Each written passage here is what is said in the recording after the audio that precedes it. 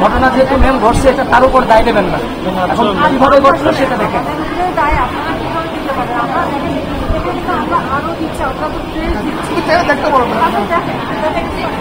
আমি আমি আমি দেখার রাইটস রাখি না, কিন্তু ঘটনা স্টুডেন্ট ঘটছে, সে বাইরে গিয়ে বলেছে এবং এখানে আসার পর দেখলাম যে হ্যাঁ আপনার ওই ঘটনা সম্পর্কে অবগত আছে।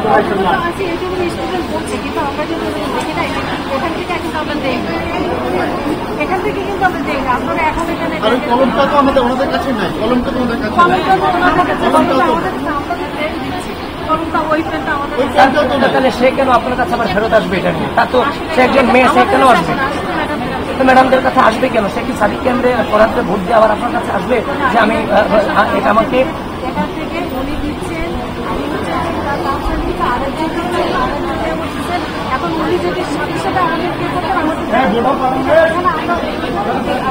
ঠিক আছে না, আমরা বুঝেছি কতটুকু নির্বাচন শেয়ার হচ্ছে সেটা আমরা বুঝতেছি। 2 নাম্বার টেবিলে তো আছে। তুমি কি বুঝাও? তোমরা কি দেখো সাপোর্ট বাইরে দিয়ে কথা বলে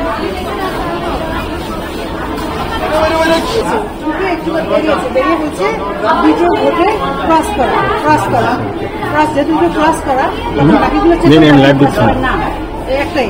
তখন আমি বললাম যে কি করে বলি, তো বড় কথা না, তুমি এসে শুনেছি তখন কি করেছিল ওইটা কি করে 1 নম্বর দিয়ে দিয়ে